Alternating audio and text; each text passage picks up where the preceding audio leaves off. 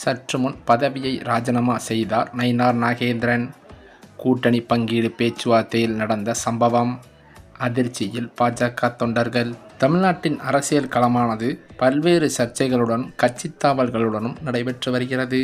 தேசிய ஜனநாயக கூட்டணியில் உள்ள ஒவ்வொரு கட்சியும் தங்களுக்கு அதிகமான தொகுதிகள் ஒதுக்க வேண்டும் என்ற கோரிக்கையை டெல்லி தலைமையிடம் பல்வேறு தரப்புகள் முன்வைத்து வருவதாக சொல்லப்படுகிறது. இதன் காரணத்தினால் தொகுதி பங்கீடு தொடர்பான பேச்சுவார்த்தையில் பெரிய சிக்கல்கள் உருவாகியிருக்கிறதாம். அந்த வகையில் மேலும் 2024 சட்டமன்ற தேர்தலில் சுமார் 59 தொகுதிகளில் அதிமுகவை விட பாஜக 2ஆம் இடம் பெற்றதால் தற்போது பாஜக தரப்பானது முழு நம்பிக்கையுடன் இறங்கியுள்ளதாகவே சொல்லப்படுகிறது. கடந்த 2021 தேர்தலை விட இந்த முறை தென் மாவட்ட தொகுதிகளை வென்றெடுப்பதில் அதிமுக மற்றும் திமுக கூட்டணிகள் அதிக முனைப்புடன் காட்டு வருகிறது. காரணம், இரண்டு கூட்டணிகளுக்கும் கடந்த முறை தென் மாவட்டங்கள் தந்த சாதக பாதகங்கள்தான். அதாவது, ஜெயலலிதா இருந்த வரைக்கும் தென் மாவட்டங்களில் பெரும்பாலான தொகுதிகள் அதிமுக கோட்டையாகத்தான் இருந்து வந்தது. ஆனால் அதன் பிறகுதான் அந்த மக்களின் சிந்தனைகள் மாறிவிட்டன. எடப்பாடி தலைமையிலான அதிமுகவிற்கு கவுண்டர் கட்சி என்ற முத்திரை சூட்டப்பட்டதே அதன் காரணம் என்றும் சொல்கிறார்கள். தென் மாவட்டங்களில் உள்ள 58 சட்டப்பேரவை தொகுதிகளில் முக்குளத்தோர், நாடார், பட்டியலினத்தோர் வாக்குகள் தான் பெரும்பகுதி வெற்றி தோல்வியை நிர்ணயிப்பது. கடந்த தேர்தலில் சசிகலாவுக்கும் தினகரனுக்கும் அதிமுகவுக்கும் வெளியில் நின்றார்கள். ஓபிஎஸ்ஸின் அடித்தளமும் அங்கே ஆடிக்கொண்டுதான் இருந்தது. இதனால்தான் பழனிசாமிக்கு பாடம் புகட்டுவோம் என புறப்பட்ட தினகரன் தென் மாவட்டங்களில் எஸ்டிபிஐ கட்சியுடன் கூட்டணி ஏற்படுத்தி கொண்டு அதிமுக கூட்டணியின் வெற்றிக்கு பங்கம் உண்டாக்கினார். இந்த சூழ்நிலையிலோ தற்போது அதிமுகவில் பல்வேறு பிளவுகளால் உட்கட்சி பூசலால் பல்வேறு முக்கிய புள்ளிகள் திமுகவிற்கும் தாவேகாவிற்கும் தாவி வருவதும் குறிப்பிடத்தக்கது. அந்த வரிசையில்தான் தாவேகாவிற்கு தாவியவர்தான் நமது செங்கோட்டையன் அவர்கள்.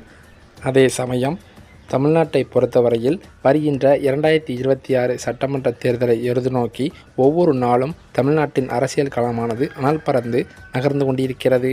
அந்த வகையில் ஒவ்வொரு கட்சி தாவல்கள் மற்றும் கூட்டணி பேச்சுவார்த்தைகள் என்றும் சூடுபிடித்துள்ளது.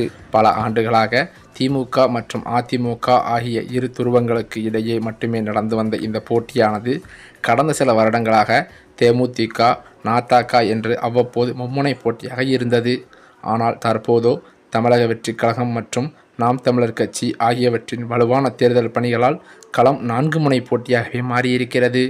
4 முனை போட்டி காரணமாக இந்த தேர்தலில் வாக்களிக்கும் முறையில் நகர்ப்புறங்களுக்கும் கிராமப்புறங்களுக்கும் இடையே மிக தெளிவான ஒரு பிளவு ஏற்படும் என்று அரசியல் நோக்கர்கள் கணித்து வருகின்றனர். மற்ற தேர்தல்கள் போல இல்லாமல் இந்த முறை நகரம் கிராமம் இடையே வாக்களிக்கும் முறையில் கடுமையான வேறுபாடு இருக்கும் என்கிறார்கள் சிலர்.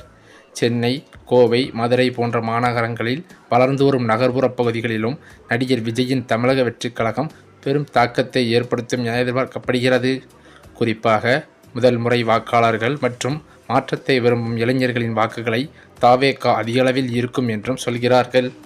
அதே சமயம் கிராமப்புறங்களில் புதிய கட்சிகளின் அலை வீசினாலும் தமிழகத்தின் நகர்ப்புற கோட்டைகளில் திராவிட கட்சிகளின் ஆதிக்கம் இன்னமும் குறையவில்லை.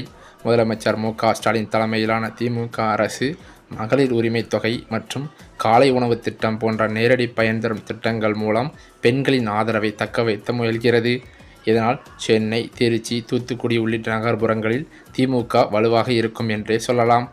அதேபோல எடப்பாடி பழனிசாமி தலைமையிலான அதிமுக தனது பலமான அடிமட்ட கிளை கட்டமைப்பு மற்றும் விவசாயம் சார்ந்த வாக்குறுதிகள் மூலம் கிராமப்புறங்களில் தனது செல்வாக்கை மீண்டும் நிலைநாட்ட போராடி வருகிறது.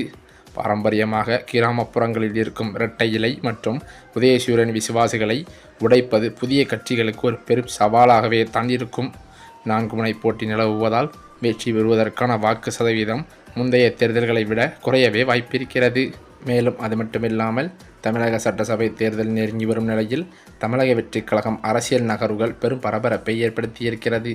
காங்கிரஸ் கட்சியுடன் தாவேகா கூட்டணி அமைக்கக்கூடாது என பாஜக தரப்பில் இருந்து நேரடியாக உத்தரவு பிறப்பிக்கப்பட்டதாக தகவல்களும் வெளியாகி வருகிறது. இதன் எதிரொலியாக இன்னும் ஓரிரண்டு நாட்களில் முதலமைச்சர் ஸ்டாலின் அவர்களை தாவேகா தலைவர் விஜய் அவர்கள் சந்திக்க உள்ளதாக அதிர்ச்சி தகவல்கள் பரவி வருகிறது. இதன் தொடர்ச்சியாக தாவேகா தனித்து போட்டியிடும் முடிவுக்கு வந்துள்ளதாக அரசியல் வட்டாரத்திலும் பேசப்பட்டு வருகிறது. தமிழகத்தில் 16வது சட்டசபையின் பதவிக்காலம் முடிவடைய உள்ள நிலையில் ஏப்ரல் மாதத்தில் 17வது சட்டசபைக்கான தேர்தல் நடைபெற இருக்கிறது. இந்த தேர்தலில் திமுக கூட்டணி அதிமுக கூட்டணி, நாம் தமிழர் மற்றும் தமிழக வெற்றிக் கழகம் என 4 முனை போட்டி நிலவும் என்றும் சொல்லப்படுகிறது.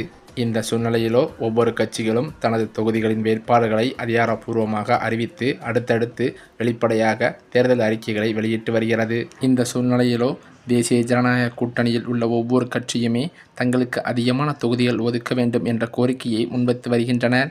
இதனால் தொகுதி பங்கீடு தொடர்பான பேச்சுவார்த்தையில் பெரிய சிக்கல்கள் உருவாகியிருக்கிறது. அதிமுக பொதுச்செயலாளர் எடப்பாடி பழனிசாமி டெல்லியில் சென்று மத்திய உள்துறை அமைச்சர் அமித்ஷாவை சந்தித்தது அரசியல் வட்டாரத்தில் பெரும் கவனத்தை ஈர்த்தது. இந்த 2 நிகழ்வுகள் பின்னணியில் உள்ள அரசியல் காரணங்களை பற்றி தற்போது தமிழக அரசியலில் பெரிய தலைவர்கள் மத்தியில் பேச்சுக்களும் அடிபடுகிறது. அந்த வகையில்தான் நைனா நாகேந்திரன் அமித்ஷாவிடம் பல்வேறு முறைகள் அதிமுகவிற்கு தொகுதியில் பங்கீடு பிரச்சனையில் தலையீடுபட்டதாகவும் இதன் காரணத்தினால் அமித்ஷா மீது நைனா நாகேந்திரன் கடும் அதிருப்தியில் இருந்து வந்ததாகவும் சொல்லப்படுகிறது. இதன் காரணத்தினால் அவர் பாஜக தலைவர் பதவியை விட்டு விலகலாம் என்றும் சொல்லப்படுகிறது.